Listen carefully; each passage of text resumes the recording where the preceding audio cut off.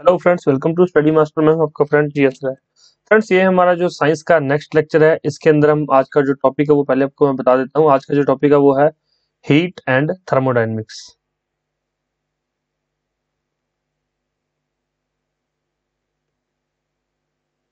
जिसको कि बोलते हैं उष्मा एवं उष्मा गतिकी। तो फ्रेंड्स, इसके अंदर टोटल जो 34 क्वेश्चंस हैं, इंपॉर्टेंट क्वेश्चंस हैं जो प्रीवियस ईयर में पूछे गए हैं। तो इन 34 में से अगर आपका लक अच्छा रहा तो आपको एक या दो क्वेश्चन डायरेक्ट एग्जाम में देखने को मिलेंगे। और जब हम ये 34 क्वेश्चन करेंगे तो आपको जितने भी कॉन्सेप्ट हैं इसके अंदर वो सारे यहाँ पर आपके क्लियर हो जाएंगे, और जितने भी डाउट्स आएंगे वो आप नीचे कमेंट करके फिर हमसे पूछ सकते हो। तो इस लेक्चर से आपकी बहुत हेल्प होने वाली है, तो इस लेक्चर को पूरा देख लीजिए। इसके अलावा काफी लेक्चर्स जो पहले अपलोड किए जा चुके हैं, जिसमें हिस्ट्री, पॉलिटी, इकोनॉमी, जियोग्राफी करवाई गई है। तो अगर आपने वो क्वेश्चंस नहीं देखे, एनवायरमेंट के भी हैं उसमें कुछ क्वेश्चंस, तो अगर आपने वो नहीं देखे तो देख लीजिए। डिस्क्रिप्शन बॉक्स में लिंक दिया गया, वहां से लिंक पे जाके आप लोग क्लिक करेंगे तो लिंक पे जाके आपको पूरी प्लेलिस्ट मिल जाएगी। इंपॉर्टेंट क्वेश्चन नाम से प्लेलिस्ट है, वो इंपॉर्टेंट क्वेश्चंस जाकर देख लीजिए। आपका कोई भी एग्जाम है वो आपको जरूर मिलेंगे। अगर आप UP PCS, PCS, state PCS, UPSC या एचसीएस, एचपीएससी, एचपीपीएससी किसी भी एग्जाम की तैयारी कर रहे हैं तो आपको उसमें बहुत ज्यादा हेल्प मिलेगी। ठीक है, तो आप वो इंपॉर्टेंट क्वेश्चंस को जरूर देख लीजिएगा। अगर उनकी पीडीएफ चाहिए तो उसका लिंक भी आपको डिस्क्रिप्शन बॉक्स में प्रोवाइड करवा दिया जाएगा। और टेलीग्राम पे जाके देख लीजिए, टेलीग्राम पे काफी कुछ चीजें आपको मिल जाएंगी। टेलीग्राम ज्वाइन कीजिए, फ्री ऑफ कॉस्ट ज्वाइन कर सकते हैं टेलीग्राम को। इसके अलावा हमारा स्टडी मटेरियल है, उसको अगर पता करना हो स्टडी मटेरियल का तो ये हमारा नंबर है 9896160956। इस नंबर पर फोन करके या व्हाट्सएप करके भी आप लोग पता कर सकते हैं। चलिए लेक्चर को शुरू करते हैं। पहला क्वेश्चन देखते हैं, निम्नलिखित में से किससे आग को सबसे जल्दी बुझाया जा सकता है। अब आग बुझानी है तो ये चार ऑप्शंस दिए गए हैं, तो सबसे जल्दी आग को कौन सी चीज बुझाएगी? शीतल जल, ठंडा पानी, उबलता जल, गर्म जल या फिर बर्फ। अब देखिए, अब पता नहीं आपके माइंड में क्या आएगा क्या नहीं आएगा उस समय जब आप एग्जाम में बैठे होंगे। तो सोचने वाली है कि आग को सबसे जल्दी किससे बुझाया जाएगा। चलिए आप अपने मन में एक बार आंसर सोच लीजिए कि इसका क्या आंसर हो सकता है। निम्नलिखित में से किससे आग को सबसे जल्दी बुझाया जा सकता है? ए, बी, सी, डी। अपने माइंड में सोच लीजिए। चलिए मैं इसको भी इसका राइट आंसर बताता हूँ। सबसे जल्दी जो उबलता पानी है वो सबसे जल्दी यहाँ पर आग को बुझाएगा। अब नीचे कमेंट कर दीजिए कि किन किन लोगों ने सही आंसर सोचा था मन में और किन किन लोगों का गलत हो गया है। अब इसके पीछे कॉन्सेप्ट क्या है? अब आग जल रही है, जब आग पे आप लोग ठंडा पानी डालेंगे, मान लीजिए कुछ लोगों ने शीतल जल यहाँ पर सोचा होगा, तो जब आप शीतल जल डालेंगे तो क्या करेगा, ये कुछ इसकी हीट अपनी तरफ ऑब्जर्व करेगा, लेकिन ये आग को बुझाएगा नहीं। शीतल जल क्या होगा, एकदम से इस पे आप पानी डालोगे तो ये भाप बन के ऊपर उठ जाएगा, ये आग को पूरी तरह से बुझा नहीं पाएगा। अपने अंदर कुछ हीट लेगा और ये ऊपर के उड़ जाएगा, ये वहां पर मतलब स्टीम बन जाएगा। लेकिन जब आप इस पे उबलता जल डालोगे तो वो तो पहले से इतना गर्म है कि इससे हीट नहीं लेगा, बल्कि ये आग को बुझा देगा, इसको यहाँ पर ही खत्म कर देगा आग को। गर्म जल भी हीट ट्रांसफर करेगा और बर्फ से आग नहीं बुझती कभी भी। तो राइट आंसर क्या है? राइट आंसर है बी। तो इससे आपका कॉन्सेप्ट क्लियर हो गया है। मुझे बता दीजिए किन किन लोगों का ये क्वेश्चन गलत हो गया और किन किन लोगों ने सही सोचा था। नेक्स्ट क्वेश्चन पर चलते हैं। निम्नलिखित में से किसमें उष्मा की हानि मुख्य रूप से संवहन के कारण नहीं होती है? तो निम्नलिखित में से मुख्य रूप से उष्मा की हानि संवहन के कारण नहीं होती, तो ऐसा क्या कारण हो सकता है? फटाफट से मुझे बता दीजिए। चार ऑप्शन यहाँ पर आपको दिए गए हैं, देख लीजिए चारों ऑप्शन। उबलता जल, भूमि और समुद्री मंद पवन, इसके अलावा वात्या भट्टी के चारों ओर वायु का परिसंचरण, और बल्ब के तंतु में धारा प्रवाह होने के कारण बल्ब के कांच की सतह का गर्म होना। चलिए फटाफट से अपना आंसर मुझे बता दीजिए यहाँ पर क्या हो सकता है। निम्नलिखित में से किसमें उष्मा की हानि का मुख्य रूप से संवहन के कारण नहीं होती है? तो कुछ लोगों को यहाँ पर संवहन में प्रॉब्लम हो रही होगी, तो ये है कॉन्वेक्शन है फ्रेंड्स, यहाँ पर ध्यान रखना, कॉन्वेक्शन। ठीक है, तो कन्वेक्शन से किनमें हीट ट्रांसफर नहीं होती है? देख लीजिए यहाँ पर चार ऑप्शंस दिए गए हैं। तो राइट आंसर क्या है? बल्ब के तंतु में धारा प्रवाह होने के कारण बल्ब के कांच की सतह का गर्म होना, इससे क्या है, कन्वेक्शन नहीं होता है। कन्वेक्शन क्या होता है कि जो पॉइंट टू पॉइंट कॉन्टैक्ट होकर यहाँ पे कोई भी हीट ट्रांसफर, जैसे उबलता जल है, पॉइंट टू पॉइंट गर्म होता जा रहा है। भूमि और समुद्री मंद पवन है, ये भी पॉइंट टू पॉइंट गर्म होती जा रही है। वात्या भट्टी के चारों ओर वायु का परिसंचरण, वो भी पॉइंट टू पॉइंट एक दूसरे को गर्म करता जा रहा है, लेकिन ये इन सबसे अलग है। तो राइट आंसर क्या हो गया? डी। नेक्स्ट क्वेश्चन पर चलते हैं। निम्नलिखित कथनों पर विचार कीजिए। यहाँ पर दो कथन है, ए और कारण आर, तो हमें देखना है कि सही है या गलत है। हल्के रंगीन कपड़ों को गर्मी में वरीयता दी जाती है। तो बिल्कुल सही बात है कि हल्के रंगीन कपड़े ही गर्मियों में पहने जाते हैं, या फिर लोग जनरली क्या व्हाइट कपड़े पहनते हैं, ब्लैक तो बिल्कुल नहीं पहनते हैं। तो यहाँ पर ए तो बिल्कुल ठीक है कि हल्के रंगीन कपड़ों को गर्मी में वरीयता दी जाती है। राइट। ओके, नेक्स्ट देखिए कारण। हल्के रंग ऊष्मा को कम अवशोषित करते हैं। तो बिल्कुल ठीक है, हल्के रंग ऊष्मा को कम अवशोषित करते हैं। उससे क्या है कि बॉडी को कम गर्मी, वार्मनेस कम फील होती है, तो इसलिए हम हल्के हल्के रंग के कपड़े पहनते हैं। तो ए और आर दोनों सही हैं। आर एक की सही स्पष्टीकरण करता है। तो बिल्कुल ठीक है, ए और आर दोनों सही हैं, आर ए का सही स्पष्टीकरण भी कर रहा है। नेक्स्ट क्वेश्चन पर चलते हैं। यहाँ पर हम ऊष्मा हानि ऊष्मा वृद्धि, heat loss is equal to heat growth का संबंध निम्नलिखित में से किससे निरूपित होता है? ऊष्मा हानि इज इक्वल टू बराबर ऊष्मा वृद्धि का संबंध निम्नलिखित में से किससे निरूपित होता है?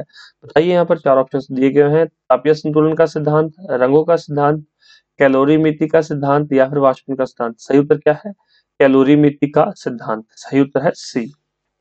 नेक्स्ट क्वेश्चन देखिए। यहाँ पर केल्विन तापमान और सेल्सियस तापमान के बीच सही संबंध निम्नलिखित में से कौन सा है?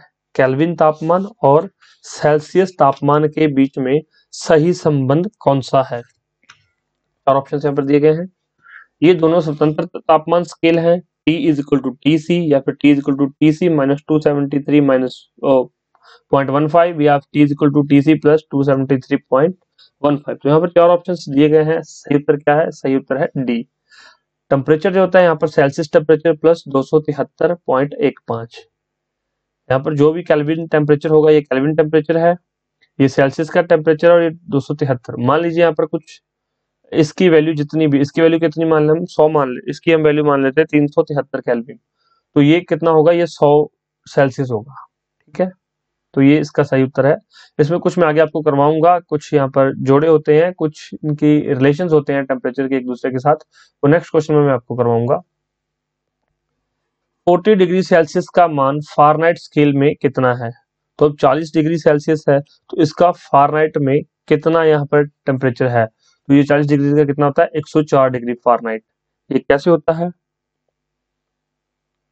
जब -40 डिग्री होता है, -40 डिग्री ताप सेंटीग्रेड पे जो फारेनहाइट होता है वो पाठ्यक्रम एक ही होता है। तो -40 और 40 पर ये दोनों एक होते हैं, ध्यान रखना इस बात का। -40 पर -40 डिग्री सेल्सियस और फारेनहाइट स्केल की रीडिंग बिल्कुल सेम आती है। और 40 डिग्री की अगर बात करें तो 40 डिग्री पर क्या होगा? फारेनहाइट स्केल 104 पर रहता है। -40 पर दोनों बराबर होते हैं, और 40 डिग्री पर 104 डिग्री फारेनहाइट होता है। इसका देख लीजिए, यहाँ पर कुछ पैमाने हैं। सेल्सियस स्केल होता है, यहाँ पर मैं थोड़ी सी जगह देख के आपको करवा देता हूँ। देखिए यहाँ पर होता है, एक होता है सेल्सियस स्केल, जिसमें कि फ्रीजिंग पॉइंट 0, जिसको हिमनांक बोलते हैं, 0 डिग्री सेल्सियस होता है, और बॉइलिंग पॉइंट 100 डिग्री सेल्सियस होता है। ये तो होता है सेल्सियस स्केल। इसके अलावा एक होता है केल्विन स्केल, ये काफी इंपॉर्टेंट है, नोट डाउन कर लीजिएगा आप।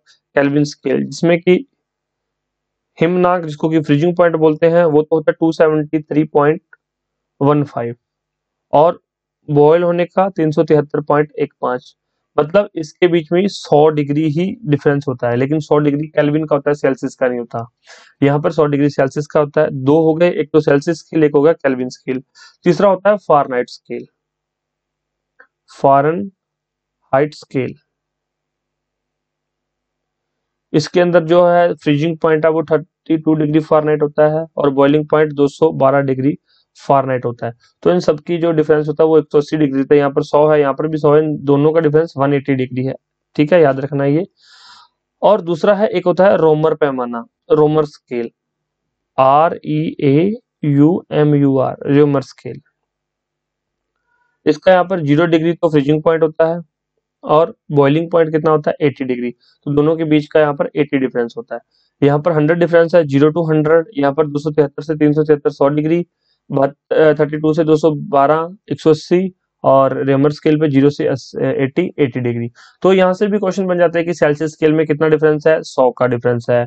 केल्विन स्केल में भी 100 का डिफरेंस है, फारेनहाइट स्केल में 180 डिग्री का डिफरेंस है और रेमर स्केल में 80 डिग्री का डिफरेंस है। ये तो हो गए इनके डिफरेंस। अगर इनकी बात करें तो इनको एक कॉमन फॉर्मूले में लिखा जाए तो फॉर्मूला याद कर लीजिए, C minus 0/100 is equal to K minus 273। ये 10th की बुक में दिया गया है, स्टैंडर्ड फॉर्मूला है 100F माइनस 32। इसको याद करना बहुत आसान है, मैं भी आपको बता दूंगा कैसे इसको याद रखेंगे। R माइनस 0/80, देखिए C यहाँ पर सेल्सियस स्केल है तो ये C हो गया सेल्सियस का, C माइनस 0, जो इसका फ्रीजिंग पॉइंट है वो 0 है, बॉइलिंग पॉइंट कितना है 100 है, लीजिए इसको 100 कर दिया है। नेक्स्ट देखिए K माइनस, पहले हमने सेल्सियस स्केल पढ़ा था, दूसरा हमने पढ़ा Kelvin scale, is equal to K minus 273, इसका फ्रीजिंग पॉइंट 273 है, दोनों का डिफरेंस कितना है 100। तो ये भी दोनों का डिफरेंस ही था, 0 से 100 तक ये भी डिफरेंस था, दोनों का डिफरेंस 100, तो 100 नीचे आ गया। इज इक्वल टू फिर हमने पढ़ा फारेनहाइट स्केल, F माइनस 32 इनका फ्रीजिंग पॉइंट था और 180 इसके कितने थे, इनका डिफरेंस कितना है 180, तो 180 नीचे लिख दिया। Is equal to R minus 0, इसका ये जो फ्रीजिंग पॉइंट था और 80 डिग्री का बॉइलिंग पॉइंट था, डिफरेंस कितना था 80।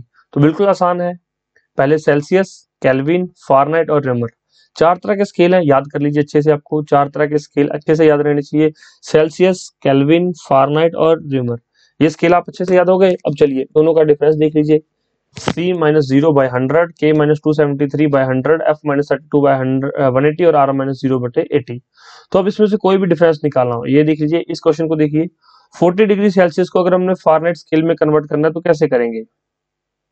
यहाँ पर देखिए 40 डिग्री सेल्सियस है, यहाँ पर 40 डिग्री सेल्सियस की यहाँ पर वैल्यू पुट अप कीजिए और फारेनहाइट की इस फॉर्मूले को दोनों को कंपेयर कर दीजिए और आपके पास फारेनहाइट की वैल्यू आ जाएगी। यहाँ पर 40 की वैल्यू है, देखिए 40 माइनस 0/100, ये सेल्सियस की वैल्यू 40 थी, is equal to F minus 32/100, लीजिए अब इसको हम कट कर देते हैं, ये 40 है तो ये 100 से तो 100 कट जाएगा,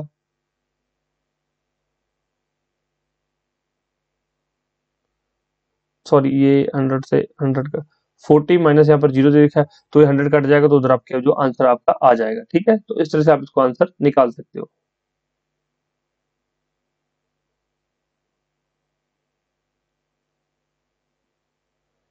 सॉरी यहाँ पर फारेनहाइट का नीचे 180 है, ध्यान रखना, ये तभी मैं सोच रहा था कि कुछ गड़बड़ हो रही है।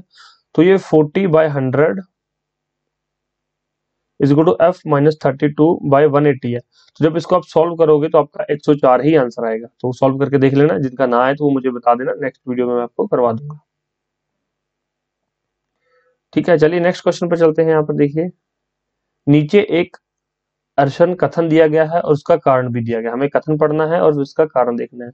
ऊंचाई वाले स्थानों में भोजन पकाने के लिए उसमें नमक मिलाया जाता है, बिल्कुल ठीक है कि ऊंचाई वाले स्थानों में उन भोजन बनाने के लिए उनमें नमक मिलाया जाता है। दूसरा, ऊंचाई वाले स्थानों में तापमान कम होता है, तो ये भी ठीक है। तो ए और आर दोनों सत्य है, लेकिन आर ए की सही व्याख्या नहीं करता है, क्योंकि ए और आर की व्याख्या नहीं करता। ए और आर दोनों सत्य है, लेकिन आर और ए की सही व्याख्या नहीं है, बिल्कुल ठीक है। राइट आंसर क्या है हमारा, बी है, क्योंकि सही व्याख्या नहीं कर रहा है, हालांकि सही दोनों कथन है। तो इन बातों को आप ध्यान रखिए। संवहन द्वारा ऊष्मा का स्थानांतरण हो सकता है, संवहन मतलब कन्वेक्शन द्वारा ऊष्मा का स्थानांतरण कहां से कहां तक हो सकता है, ठोस एवं द्रव्य में, ठोस एवं निर्वात में, गैस एवं द्रव में, या फिर निर्वात एवं गैस के अंदर। तो कहां से कहां पे हो सकता है, गैस एवं द्रव में संवहन के द्वारा, कन्वेक्शन के द्वारा ट्रांसफर, हीट ट्रांसफर हो सकती है। राइट आंसर क्या हमारा, सी इसका सही उत्तर है। माना कि औसत तापमान सेंटीग्रेड C है, फारेनहाइट F है, C तथा F, यदि C और F का संबंध ये है, F is equal to 9/5 C plus 32 हो, तो F C का संबंध क्या होगा। बिल्कुल ठीक है, जो मैंने आपको रिलेशन करवाया था अभी मैं यहाँ पर बता देता हूँ।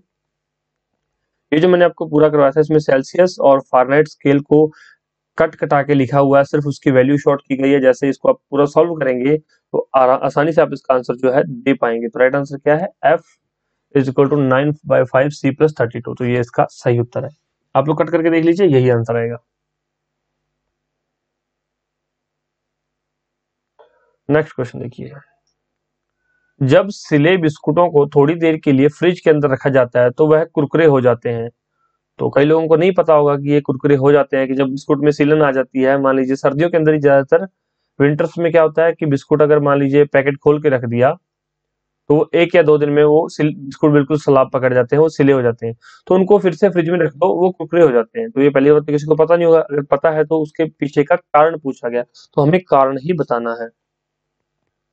ठंड से अतिरिक्त नमी बाहर आ जाता है, ये आंसर नहीं है, गलत है ये। फ्रिज के अंदर आर्द्रता कम होती है, ह्यूमिडिटी कम होती है, इसलिए अतिरिक्त नमी अवशोषित हो जाती है। तो जो एक्स्ट्रा नमी होती है उसके अंदर वो अवशोषित हो जाती है और वो उनके एक्चुअल शेप के अंदर वो आ जाते हैं और वो क्रंची हो जाते हैं। तो राइट आंसर क्या है? बी। सही उत्तर इसका क्या होगा? बी हो। चलिए नेक्स्ट क्वेश्चन पर चलते हैं हम। आई होप आपको वीडियो अच्छा लग रहा होगा, आप एंजॉय कर रहे होगे। एंजॉय कर रहे हो तो प्लीज लाइक कर दीजिए, शेयर भी कर देना वीडियो को, और कमेंट कर देना आपको कुछ सीखने को मिल रहा है या नहीं मिल रहा। आपके कमेंट्स जब पढ़ के हमें पॉजिटिव एनर्जी मिलती है, हम आपके कमेंट्स पढ़ के अच्छे से अच्छा लेक्चर दोबारा से कोशिश करते हैं कि नेक्स्ट लेक्चर और अच्छा हो। चलिए नेक्स्ट देखिए, ताप गतिकी का प्रथम नियम सामान्यता किससे संबंध मामला है? जो हीट ट्रांसफर का फर्स्ट लॉ है वो किससे संबंध है? चार्ल्स लॉ से, न्यूटन के शीतल नियम से, उष्मा विनिमय के नियम से, या फिर ऊर्जा के संरक्षण के नियम से? तो किससे है? फर्स्ट लॉ जो है, energy can neither be created nor be destroyed, तो ऊर्जा के संरक्षण के नियम से है हमारा ताप गति का प्रथम नियम। याद रखेंगे, 11th का डी आंसर सही है। और आई होप आपको चीजें भी समझ में आ रही होंगी। जब पानी को 0 डिग्री सेल्सियस से 10 डिग्री सेल्सियस तक गर्म किया जाता है तो इसका आयतन, इसकी वॉल्यूम बढ़ती है या फिर घटती है? अब मान लीजिए आप किसी चीज को गर्म कर रहे हो, वो बढ़ेगी या घटेगी? पहले तो वो घटता है, उसके बाद वो बढ़ना शुरू हो जाता है। राइट आंसर क्या है? डी। तो ये यूपीएससी के अंदर आईएएस में पूछा गया क्वेश्चन है। जब पानी को 0 से 10 डिग्री तक गर्म किया जाता है तो पहले उसका आयतन घटता है, क्योंकि 0 होता है, 0 डिग्री है तो ठंडा होगा, पहले घटता है, तब उसके बाद फिर क्या होता है? बढ़ने लग जाता है। नेक्स्ट क्वेश्चन पर चलते हैं। दो निकायों के बीच ऊष्मा के प्रवाह की दिशा निर्भर करती है। कोई भी मान लीजिए दो ऑब्जेक्ट है, ये ऑब्जेक्ट ए है, ये ऑब्जेक्ट बी है, तो इन दोनों के बीच में हीट ट्रांसफर किस तरफ होगी? तो वो कैसे पता चलेगा? उनकी विशिष्ट ऊष्मा से, उनकी गुप्त ऊष्मा से, उनके अपने अपने तापमान से, या फिर उनकी अपनी अपनी ऊष्मा की उनकी अपनी अपनी मात्रा से? तो बताइए। अब देखिए, जो हीट ट्रांसफर है ये सारा टेम्परेचर का खेल है। जिस साइड टेम्परेचर कम होगा उसी साइड हीट ट्रांसफर होना शुरू हो जाएगी। मान लीजिए मैं आपको एक प्रैक्टिकल एग्जांपल देता हूँ। जो चाय होती है, आपने कप में, यहाँ पे ड्राइंग थोड़ी ठीक ठाक है मेरी, ये लीजिए कप बन गया चाय का। आपने गर्म चाय रखी तो वो क्या हो जाएगी? वो ठंडी हो जाती है। तो आपको पता है चाय गर्म है, उसके आसपास का एनवायरनमेंट ठंडा है, तो चाय ठंडी हो जाएगी, तो मतलब हीट चाय से निकलकर बाहर चली। अब आपने क्या किया? आपने नींबू पानी रख दिया, आपने एक गिलास भर के नींबू पानी रख दिया। नींबू पानी ठंडा है, तो ये क्या हो जाएगा? ये गर्म हो जाएगा। चाय ठंडी होगी, ये गर्म होगा। एनवायरनमेंट सेम है, क्यों? क्योंकि ये ठंडा था, इसने अपनी हीट बाहर दे दी, इसने अपनी हीट बाहर, इसने बाहर से हीट ले ली और अपनी ठंडक बाहर छोड़ दी, तो मतलब हीट बाहर से अंदर ट्रांसफर होगी। जिस साइड टेम्परेचर कम होगा, हमेशा टेम्परेचर कम की तरफ ही हीट ट्रांसफर होगी। ठीक है, याद रखेंगे। तो अपने अपने तापमान के ऊपर ही उनकी ऊष्मा की प्रवाह की दिशा निर्भर करती है। चलिए नेक्स्ट क्वेश्चन देखते हैं। उबलते जल द्वारा जलने की तुलना में भाप से जलना अधिक कष्टदायक होता है, क्योंकि? अब किसी के ऊपर मान लीजिए गर्म जल मतलब गिर जाए, गर्म पानी गिर जाए, तो वो जल जाता है, थोड़ा उसको तकलीफ होती है। लेकिन अगर आप भाप के आगे हाथ कर दोगे ना, तो आपका हाथ, हड्डियां, मांस सब गायब हो जाएगा। ध्यान रखना, जब हम ट्रेनिंग कर रहे थे, हमारी थर्मल पावर कॉर्पोरेशन के अंदर, हमारी जो थर्मल पावर कॉर्पोरेशन में हमारी ट्रेनिंग थी, उस समय में यही समझाया जाता था कि गर्म जल गिर जाए तो कोई प्रॉब्लम नहीं, लेकिन जब भाप के आगे अगर आ गए ना, तो आपका बचना मुश्किल ही नहीं, नामुमकिन है, फिर तो आप बच ही नहीं पाओगे। तो जहां पे आपको लगे कि हाई प्रेशर स्टीम है, वहां से दूर रहिए, हाई प्रेशर स्टीम से दूर रहिए, हमेशा यही कहा जाता था, क्योंकि भाप बहुत ज्यादा खतरनाक है। तो अब ये पूछा गया कि ऐसा क्यों? तो देख लीजिए, एक और मैं आपको प्रैक्टिकल एग्जांपल बता दूंगा। आपने कभी गर्मा गर्म रोटी खाई होगी। आप गर्म रोटी को हाथ में पकड़ लेते हैं, आपका हाथ नहीं जलता। आप गर्म रोटी को हाथ में पकड़ते हैं, आपका हाथ नहीं जलता। लेकिन रोटी जब बिल्कुल फूली हुई होती है, तो उसमें से जब यहाँ पे गैस निकलती है, जब वो आपके हाथ पे लग जाती है, तो आपका हाथ बहुत ज्यादा जल जाता है, आपको ज्यादा दर्द होने लग जाता है, तो आपको अधिक कष्ट होता है। ऐसा क्यों? क्योंकि स्टीम स्टीम बहुत ज्यादा कष्टदायक होती है। इसके पीछे का कारण क्या है? चलिए ऑप्शन पढ़ लेते हैं। भाप का ताप बहुत अधिक होता है, लेकिन ये कारण नहीं है। भाप एक प्रकार से गैस है तथा यह कार्य को शीघ्रतापूर्वक निगमन कर देती है, तो ये भी कोई कारण नहीं है कि वो गैस है और जल्दी है। भाप में गुप्त ताप होता है, जो स्टीम होती है उसके अंदर गुप्त ताप होता है। याद रखेंगे, उसके अंदर गुप्त ताप होता है। यहाँ पर जो राइट आंसर है वो क्या है, सी इसका सही उत्तर है। भाप में, सॉरी मैं भारत बोल रहा हूँ, भाप में गुप्त ताप होता है। गुप्त ताप मतलब लेटेंट हीट भाप की ज्यादा होती है, स्टीम की लेटेंट हीट ज्यादा होती है, किससे, गर्म पानी से, इसलिए वो अधिक कष्टदायक होती है। और मैं एक चीज और आपको बता दूं, मैंने यहाँ पर यूपीएससी का सिलेबस भी डिस्कस करवाया था हमारे चैनल स्टडी मास्टर पर, और हरियाणा सिविल सर्विसेज का सिलेबस, और मैं डिफरेंट डिफरेंट सिलेबस जब नोटिफिकेशन आता है तो मैं सिलेबस डिस्कस करता रहता हूँ। उसमें लिखा, जो मैंने सिलेबस डिस्कस करवाया था उसमें क्या लिखा था, 10th लेवल साइंस, तो मतलब 10th के लेवल की साइंस है। उसमें ये लिखा था day to day science, day to day science, day to day science का मतलब ये जो मैं कह रहा हूँ ना आपको, ये गर्म करने वाला, ये रोटी वाला एग्जांपल दे दिया, भाप वाला एग्जांपल दे दिया, ये सारे डे टू डे एग्जांपल्स हैं। ये चाय गरम चाय ठंडी हो जाती है, नींबू पानी ठंडा वो गर्म हो जाता है, तो ये डे टू डे एग्जांपल्स हैं। मैं इसलिए आपको ये सारे डे टू डे एग्जांपल करवा रहा हूँ क्योंकि जब आप एग्जाम में बैठेंगे तो आपको यही क्वेश्चन देखने को मिलेंगे, तो आपके डे टू डे लाइफ के क्वेश्चंस हैं। अब बिस्कुट सीलन पकड़ जाते हैं, बिस्कुट गीले हो जाते हैं, तो ये भी हमारा डे टू डे एग्जांपल है, डे टू डे लाइफ का क्वेश्चन है। ऐसा कुछ इसमें हार्ड साइंस नहीं है कि इसके लिए रिसर्च एंड एनालिसिस करना पड़ता है। ये डे टू डे लाइफ के बहुत छोटी छोटी चीजें, आपको इनके बारे में पता होना चाहिए। अगर इनके बारे में नहीं पता तो संभावना है कि आपके मार्क्स जो है कम रह सकते हैं। देखिए नेक्स्ट क्वेश्चन पर चलते हैं। निम्न तापमान किसके द्वारा मापा जाता है। अब सॉरी मैं यहाँ पर क्वेश्चन को रोक देता हूँ। अब देखिए कईयों के माइंड में ये क्वेश्चन आ रहा हो कि सर ये डे टू डे के तो बहुत सारे एग्जांपल्स हैं, तो हम कैसे करेंगे। देखिए ये जो साइंस की वीडियोस हैं ये रेगुलर आ रही हैं, तो ये वीडियोस पूरी देखा करो। इसमें मैं आपको काफी चीजें, ये बुक के अंदर जो दे रखी सारी चीजें ये तो मैं सारी करवा ही रहा हूँ, उसके अलावा जितने भी इंपॉर्टेंट चीज होती है वो सारी मैं यहाँ पर डिस्कस करता हूँ। तो आप ये क्वेश्चंस कर लेंगे तो हो जाएगा, और फिर भी किसी को कोई डाउट है तो आप हमारे इस नंबर पर फोन करके पता कर सकते हैं। आप स्टडी मटेरियल ले लीजिए, उसमें सारी चीजें दी हुई हैं, एक एक चीज डे टू डे लाइफ का अलग से यहाँ पर 5 से 7 पेज बनाए हुए हैं, वो सारे आपको उस स्टडी मटेरियल के अंदर मिल जाएंगे, तो वो बहुत काम के हैं आपके। निम्न तापमान किसके द्वारा मापा जाता है, तो जो कम टेम्परेचर है वो कौन सा थर्मामीटर यहाँ पर मापता है। यहाँ पर 4 तरह के थर्मामीटर दे रखे हैं, तो निम्न तापमान कौन सा थर्मामीटर मापता है। ऑप्शन देखिए, एल्कोहल थर्मामीटर, पार्थ थर्मामीटर, अधिकतम पठन थर्मामीटर, या फिर निम्न पठन थर्मामीटर। राइट आंसर क्या है, जो अल्कोहल थर्मामीटर है ये सबसे कम तापमान मापने के काम आता है, अल्कोहल थर्मामीटर। ठीक है, चलिए नेक्स्ट क्वेश्चन पे चलते हैं। थर्म किसका यूनिट है, थर्म किसका यूनिट है। अब थर्मल टेम्परेचर, टेम्परेचर हम बात करें तो थर्म किसका यूनिट है, ऊष्मा का। राइट आंसर क्या है, बी। सिंपल सा क्वेश्चन है और ये सारे क्वेश्चन एग्जाम में बहुत बार पूछे गए। परम शून्य ताप क्या है, परम शून्य ताप क्या है। देखिए यहाँ पर ऑप्शन, किसी भी तापमान पैमाने को आरंभिक बिंदु नहीं, सैद्धांतिक रूप से न्यूनतम संभव तापमान परम शून्य, मिनिमम टेम्परेचर सैद्धांतिक रूप से न्यूनतम संभव तापमान, मतलब उससे नीचे तापमान जा ही नहीं सकता, न्यूनतम संभव तापमान उसको बोलते हैं परम शून्य टेम्परेचर। अब एक थर्मोस्टेट आपने सुना होगा, थर्मोस्टेट क्या होता है, थर्मोस्टेट वह यंत्र है जो, अभी आपको बताऊंगा थर्मोस्टेट किस किस चीज के अंदर लगा होता है। ये भी क्वेश्चन पूछा गया था कि थर्मोस्टेट घर में किस किस चीज में लगा होता है। पहले आप क्वेश्चन को पढ़िए और उसका आंसर देख लीजिए, फिर मैं इसके बारे में डिस्कस करूंगा। ऊष्मा मापता है, नहीं। तापमान, तापक्रम मापता है, ये भी नहीं। किसी निकाय का तापक्रम स्वयं नियंत्रित करता है, तो बिल्कुल ठीक है।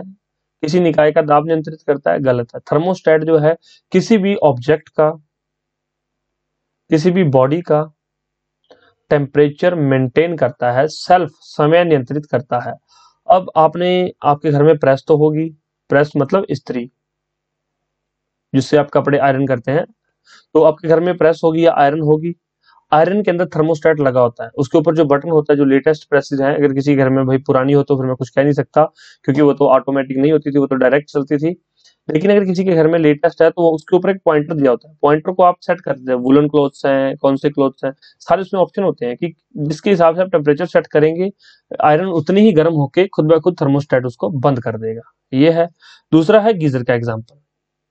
आपने गीजर देखा होगा, आपके घर में अगर इलेक्ट्रिकल गीजर है किसी के घर में, तो उसमें जब तक उसमें पानी ठंडा रहता है उसको वो गर्म करता रहता है। गर्म होने के बाद क्या हो जाएगा, वो अपने आप बंद हो जाएगा। पानी एक बार पूरा गर्म हो गया, पानी उबलने लग गया, बॉयल होने लग गया, तो थर्मोस्टेट उस गीजर को बंद कर देगा।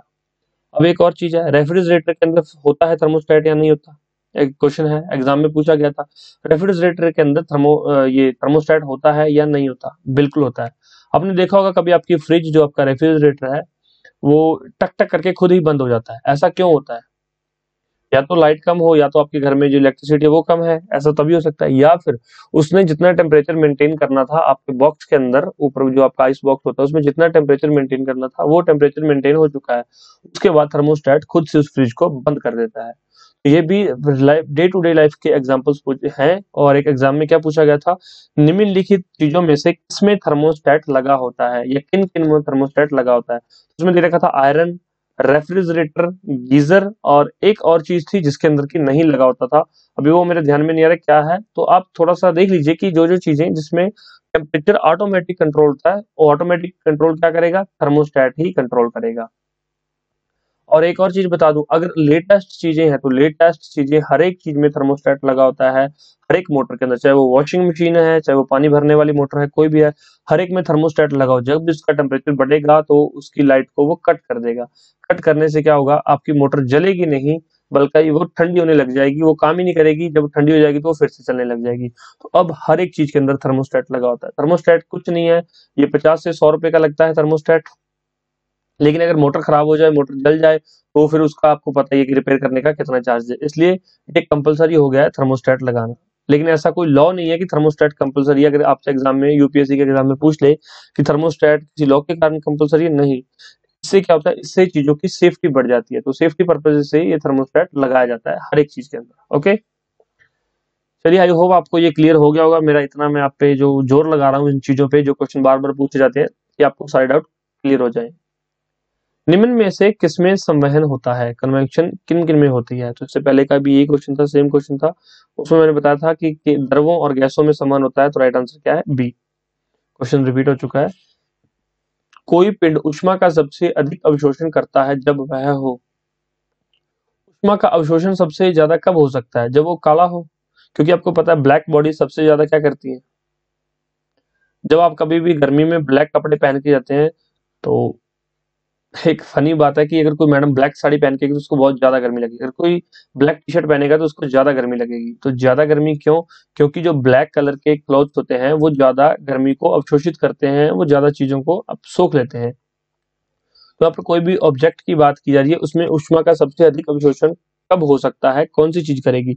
जब एक तो वो काला होगा, एक तो ये हमारी कंडीशन सेटिस्फाई, जब वो खुरदरा होगा। क्योंकि अगर किसी का सरफेस प्लेन है तो उसको रिफ्लेक्ट होने के ज्यादा चांसेस, लेकिन खुरदरा है तो सारी यहाँ पर क्या होगी, वो सारी वहां पर ऑब्जर्व हो जाएगी हीट, और हीट बाहर नहीं जा पाएगी। तो राइट आंसर क्या है? ए। ओके, चलिए।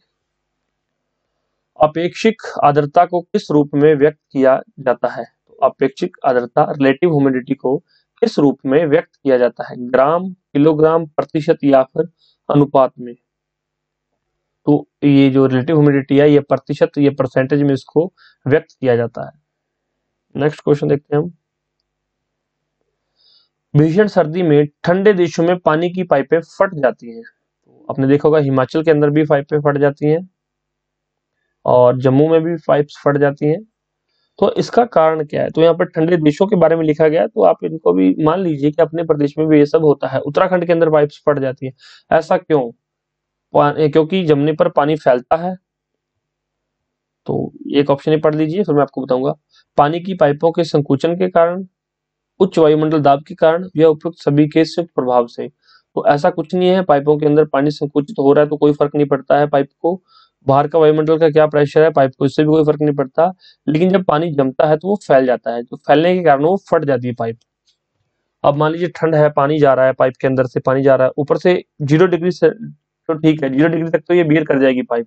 लेकिन अगर टेम्परेचर -3 डिग्री हो गया तो ये पानी इसके अंदर जमने लग जाएगा। जो जमता है तो जो पूरा का पूरा पानी फ्लो कर रहा था वो जमने लग जाएगा, वो आइस का रूप ले लेगा। और ये क्या हो जाएगा, थोड़ा सा एक्सपेंड करेगा। तो पाइप तो लोहे की पाइप है तो वो, या प्लास्टिक की पाइप है तो वो फट जाएगी। तो लोहे की पाइप्स भी फट जाती हैं, ध्यान रखना। आइस इतनी स्ट्रांग हो जाती है उस समय पे। एक और क्वेश्चन था जो एग्जाम में पूछा गया है, कि जो रेलवे की पटरियां हैं उनके बीच में थोड़ा सा गैप, जब वो दो, जैसे मान लीजिए पटरी है पूरी, थोड़ी थोड़ी पटरी जैसी बनी गई है, तो इनके बीच में यहाँ पर थोड़ा सा गैप किया जाता है। ऐसा क्यों किया जाता है? गर्मियों के कारण जब ये ये जो पटरी है गर्म हो जाती है तो ये एक्सपेंड होगी, ये फैलती है। अगर फैल जाएगी, मान लीजिए अगर इसमें गैप ना होगा तो एक दूसरे से लग के क्या हो जाएगी, टेढ़ी मेढ़ी हो जाएगी, तो ट्रेन आएगी तो ट्रेन का एक्सीडेंट हो जाएगा।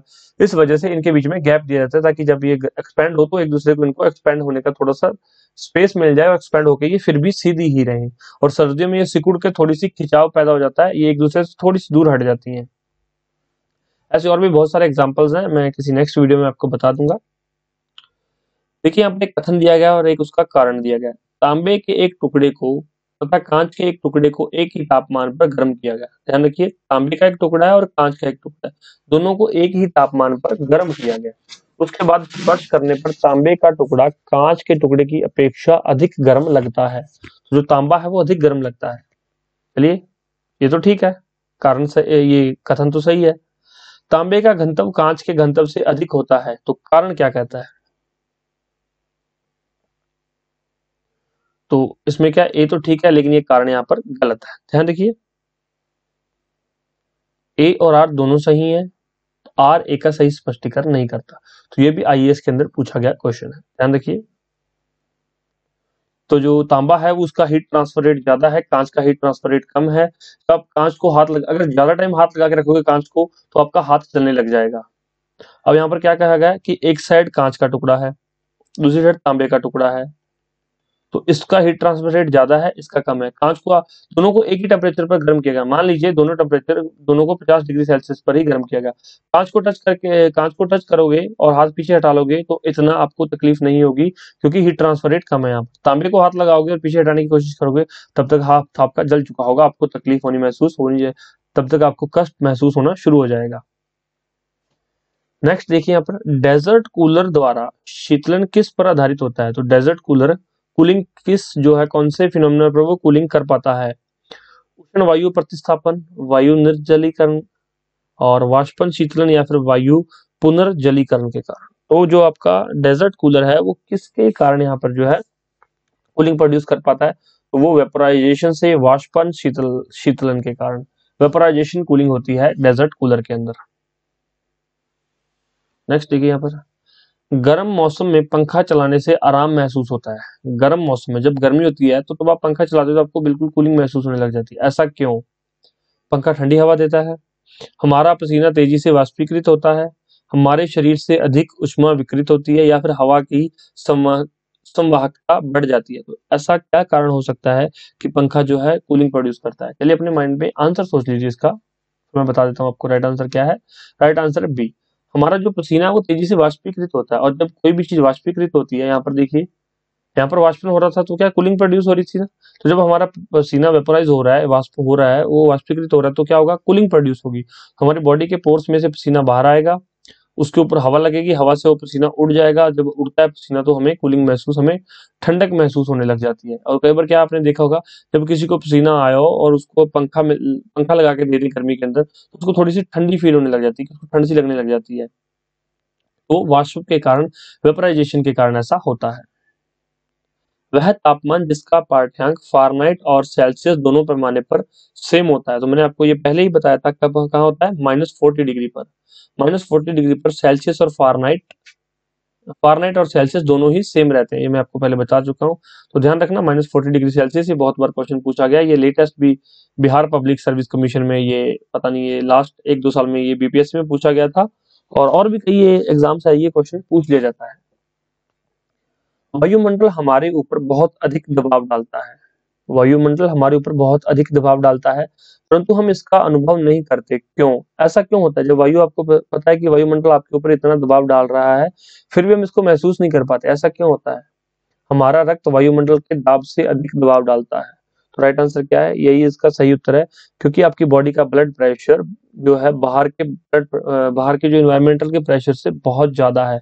आपने देखा होगा, आपका जो नॉर्मल बॉडी का प्रेशर होता है वो 60 से नहीं, 80 से 120 के बीच में होता है, 80 टू 1 डिग्री बार इसके बीच में होता है। तो ये तो हमारा बहुत ज्यादा है, ठीक है। इन्वायरमेंट का प्रेशर तो इससे बहुत कम होता है।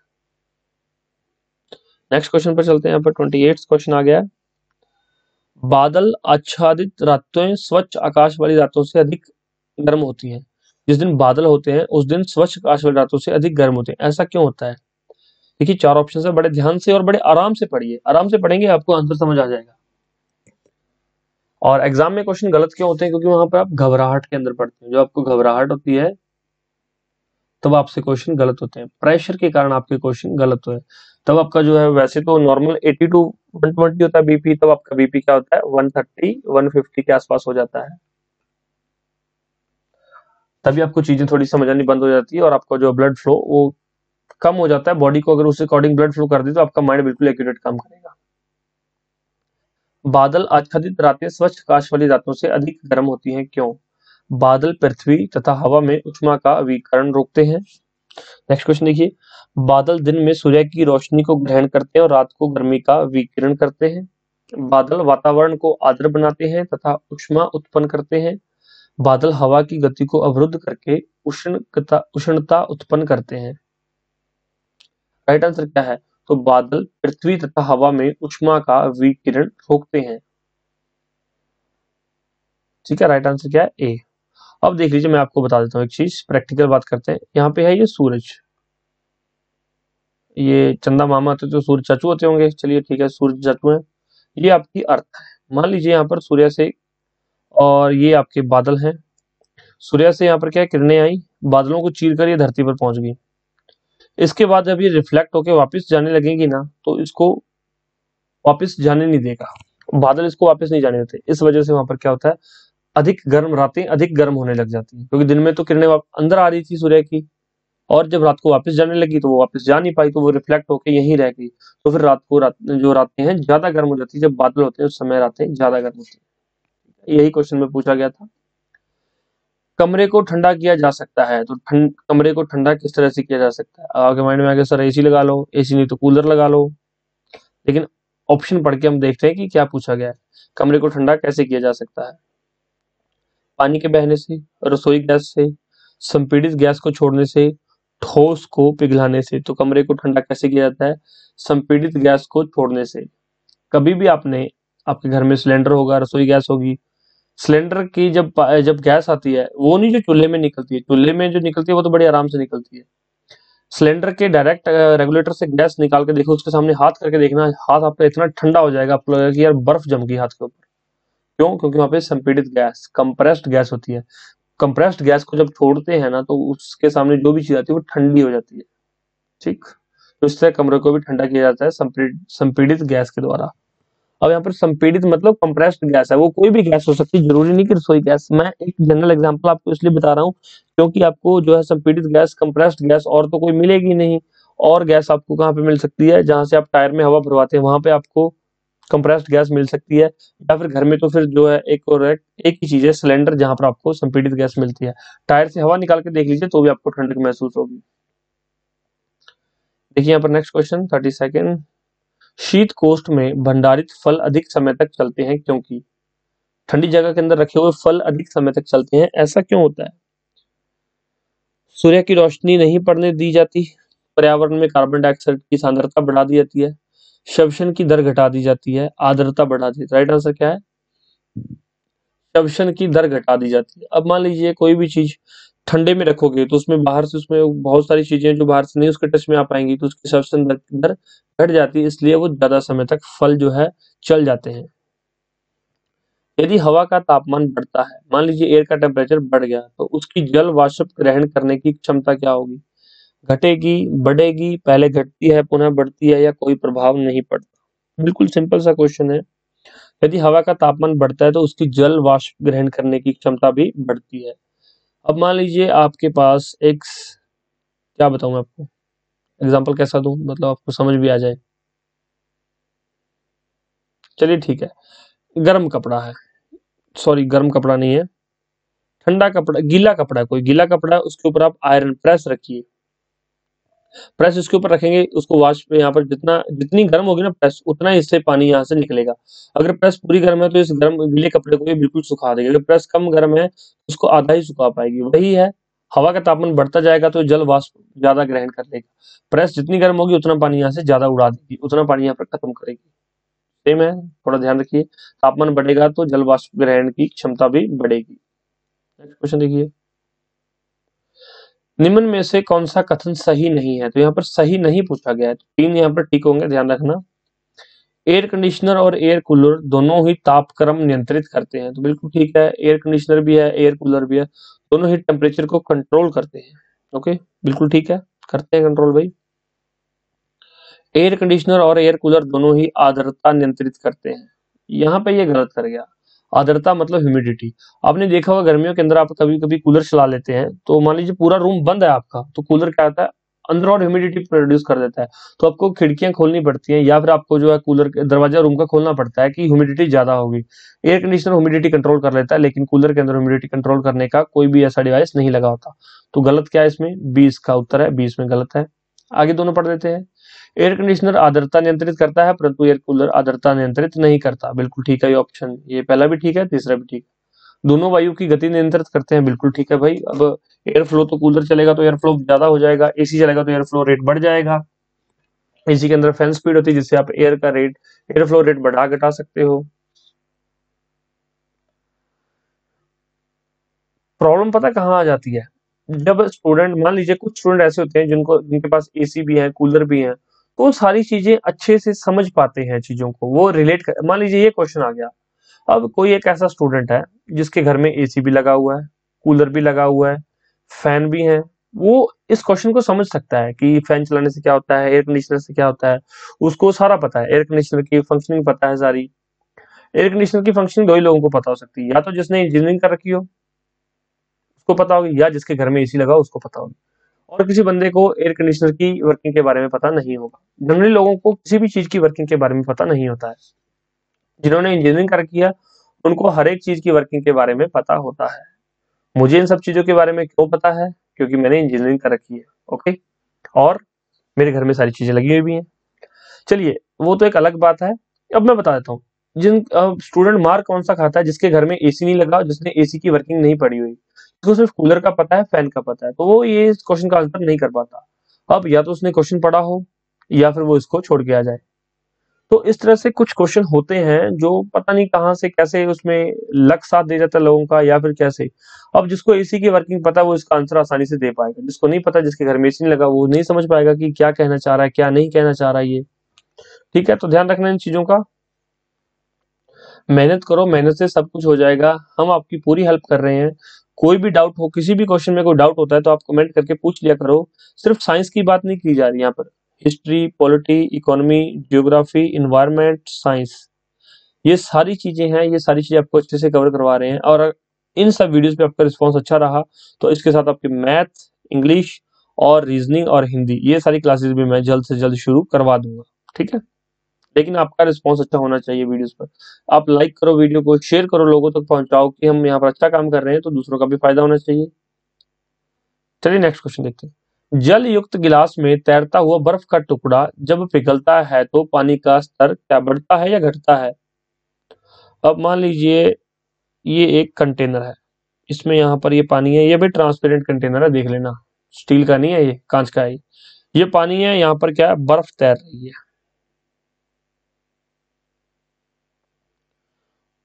तो अगर ये बर्फ पिघल जाएगी तो पानी का लेवल क्या रहेगा? तो पानी का लेवल सेम रहेगा। बर्फ पिघलने से कुछ नहीं होगा। बर्फ ऊपर तो थोड़ी सी, बिल्कुल सरफेस पे तो थोड़ी सी बर्फ होती है, सारी बर्फ पानी के अंदर ही होती है, नीचे ही होती है सारी पानी के। तो अगर वो पानी रहे या बर्फ रहे कोई फर्क नहीं पड़ता। तो जब जल युक्त गिलास में तैरता हुआ बर्फ का टुकड़ा जब पिघलता है तो पानी का स्तर सेम रहता है। स्टूडेंट यही गलती करते हैं कि बर्फ पिघल जाएगी तो पानी बढ़ जाएगा। ये बहुत सारे स्टूडेंट ये गलती करके आते हैं। बताओ गलती करते हैं स्टूडेंट या नहीं? कमेंट कीजिए यार। कमेंट करने से क्या होता है, इंटरेक्शन होता है। आप कमेंट करोगे, मैं आपके कमेंट्स पढ़ता हूँ, नेक्स्ट वीडियो में मैं आपके कमेंट का रिप्लाई भी करूंगा। कई बार तो आपका वहीं पे कमेंट का रिप्लाई हो जाता है। जैसे आप क्लासरूम में पढ़ते हैं उसी तरह से पढ़िए, मेरे से इंटरेक्ट कीजिए, कुछ पूछना है पूछिए, कुछ बताना है बताइए, डिस्कस कीजिए। और जरूरी नहीं आप घर से पढ़ रहे हैं तो क्या हो गया, आप कहीं पे बैठे पढ़ रहे हैं, अगर हमारी वीडियो से पढ़ रहे हैं तो हमारे साथ इंटरेक्शन आप कर सकते हैं। कमेंट में ज्यादा से ज्यादा पार्टिसिपेट किया कीजिए, इससे आप ही का हौसला बढ़ेगा कि सर मेरे से बात करते हैं, मैडम मेरे से बात करते हैं, हमें रिप्लाई करते हैं। निम्न में से कौन सा एक कथन सही नहीं है? तो यहाँ पर एक गलत कथन बताना है, बाकी 3 सही होंगे, जैसे इसमें 3 सही थे।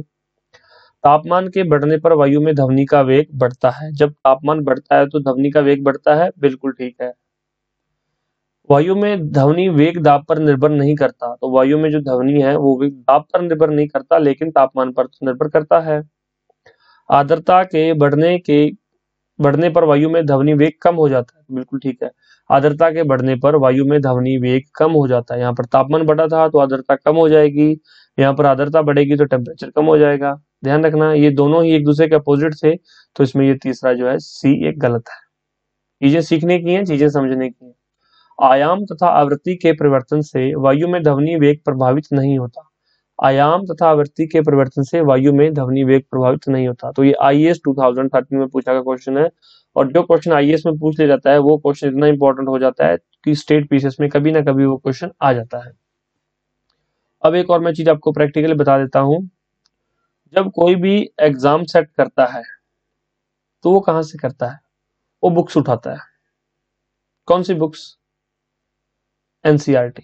एनसीईआरटी के पीछे जो क्वेश्चन दिए होते हैं वहां से क्वेश्चन उठा लेते हैं। क्या करता है? Previous year question. Previous year question कौन से? उस स्टेट के नहीं। मान लीजिए मैं एक एग्जांपल लेता हूँ, आप बिहार पब्लिक सर्विस कमीशन की तैयारी कर रहे हैं, बीपीएससी, तो बीपीएससी के पुराने पेपर नहीं उठाएगा, ये आईएएस के पुराने पेपर उठाएगा। आईएएस से इसके लिए क्वेश्चन तैयार होंगे।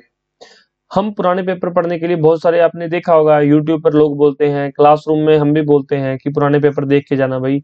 यूट्यूब पे भी हम बोलते हैं कि पुराने पेपर देख लेना, लेकिन पुराने पेपर कभी भी क्वेश्चन रिपीट नहीं होते हैं। ध्यान रखना, कभी भी क्वेश्चन उसी पेपर के, मान लीजिए आप एचसीएस की तैयारी कर रहे हैं और एचसीएस के आपने 2012 का पेपर देख लिया, 2015 का पेपर देख लिया, 2018 का पेपर देख लिया, तो क्या 2021 में आपको इनमें से क्वेश्चन मिलेंगे? नहीं, इनमें से नहीं मिलेंगे।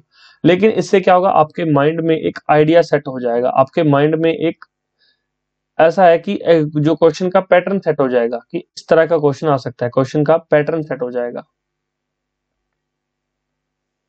कि इस लेवल के क्वेश्चन पूछे जाते हैं। 2012 में ये पूछे गए थे, 15 में ऐसे क्वेश्चन थे, 18 में ऐसे, तो 21 में ऐसा क्वेश्चन हो सकते हैं, ये पूछे जाते हैं। तो वो क्वेश्चन आईएएस से किसी डिफरेंट सोर्सेज से लिए जाते हैं। ध्यान रखना इन बातों का। एक और चीज है, ये जो क्वेश्चन पैटर्न सेट होता है, ये भी एक मिथ थी, ये भी एक सोच थी कि लोग सोचते हैं पैटर्न सेट हो जाता है। Punjab public service commission PPSC PCS 2021, लोगों ने पुराने क्वेश्चन बहुत पढ़े, प्रीवियस ईयर पेपर पढ़ के गए, प्रीवियस ईयर पैटर्न फॉलो करके गए, लेकिन वहां पर जाकर एग्जाम के अंदर पूरा का पूरा पैटर्न चेंज, पूरा का पूरा पैटर्न चेंज मिला। लेकिन जिन लोगों ने हम लोगों से तैयारी की थी, जिन स्टूडेंट ने स्टडी मास्टर से तैयारी की थी, उनके सारे क्वेश्चन सही हुए। क्यों? क्योंकि हमने उनको पैटर्न नहीं समझाया था, हमने उनको टॉपिक समझाए थे कि भाई ये टॉपिक करके जाओ, इस टॉपिक में किसी भी टाइप का क्वेश्चन बने, आपको उस क्वेश्चन का आंसर, आपका टॉपिक क्लियर होना चाहिए। क्वेश्चन कहीं से मर्जी है, आपको क्या प्रॉब्लम है। लेकिन कुछ बच्चे क्या होते हैं, सिर्फ पैटर्न में फंस के रह जाते हैं, वो टॉपिक पे ध्यान नहीं देते। जिन लोगों ने स्टडी मास्टर से प्रिपरेशन की थी, उनके सभी का प्रीलिम्स क्लियर होगा। जब प्रीलिम्स का रिजल्ट आएगा मैं आपको अच्छे से बताऊंगा कि ये स्टूडेंट्स ने हमारे यहाँ से प्रिपरेशन की थी। चलिए ठीक है, मिलते हैं नेक्स्ट लेक्चर के अंदर। लेक्चर कैसा लगा हो, मोटिवेशन कितना हाई हुआ, कितना लो हुआ, हमें बताइए। क्या कुछ सीखने को मिला, क्या अच्छा लगा, क्या बुरा लगा, क्या चेंजेस चाहते हो, वो सारी चीजें हमें बता दिया करो। और पेड स्टडी मटेरियल के लिए या फिर पेड टेस्ट सीरीज के लिए हमारा ये नंबर है 9896160956। इस नंबर पर कॉल करके, मैसेज करके भी सारी चीजें पता कर सकते हो। डिस्क्रिप्शन बॉक्स में लिंक दिए गए बहुत सारे, वहां से जाके आप पुरानी वीडियोस देख सकते हो, ऑफिशियल सिलेबस डाउनलोड कर सकते हो और टेलीग्राम ज्वाइन कर लो। चलिए मिलते हैं किसी नेक्स्ट लेक्चर में। Take care, bye bye, thank you so much.